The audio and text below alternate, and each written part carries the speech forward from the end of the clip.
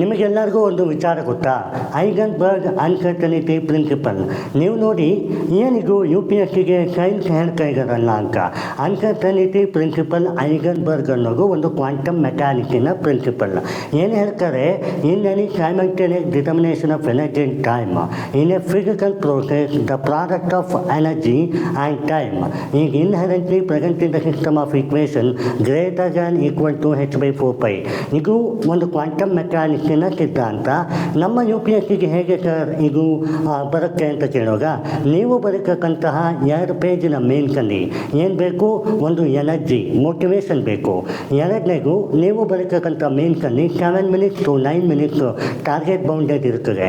Time ಮತ್ತು ಎನರ್ಜಿಯ correlation ಸಿಕ್ಕಲ್ಲ. ಹಾಗೆ ನಿಮಗೆ ಅಲಾಂಗ್ ವಿತ್ ದ ಟೈಮ್ ಅನ್ಸರ್ಟನಿಟಿಯನ್ನು ಸರ್ಟನಿಟಿಗೆ ತೊಗೊಬರಬೇಕು ಅಂತಂದರೆ ಇನ್ಫಾರ್ಮೇಷನ್ ಬೇಕು. ಅದು ನಮ್ಮ ಜ್ಞಾನಿಯನಿಗೆ. ಈ ಒಂದು ಸಿದ್ಧಾಂತವನ್ನು ನಾನು ಹೇಳಲಿಕ್ಕೆ ಕಾರಣ ಏನಂದರೆ, ನಿಮಗೆ ಮೇನ್ಸ್ ಕ್ಲಿಯರ್ ಆಗಬೇಕಾ? ಎನರ್ಜಿ, ಟೈಮ್ ಮತ್ತು ಇನ್ಫಾರ್ಮೇಷನಿನ ಸುತ್ತೋಲೆ ಬಹಳ ಇಂಪಾರ್ಟೆಂಟ್ ಆಗಿರ್ತದೆ. ಇದು ನಿಮ್ಮ ಜ್ಞಾನಿ ಒಂದು ಶಿಸ್ತಿನ ಭರವಸೆಯ ಜ್ಞಾನಿ ಮತ್ತು ಇನ್ಫಾರ್ಮೇಷನ್, ನೋಟ್ಸ್ ಹಾಗೂ ನಿಮ್ಮ ಕಂಟೆಂಟಿನೊಂದಿಗೆ ಬನ್ನಿ. ವೆಲ್ಕಮ್ ಟು ಜ್ಞಾನಿ.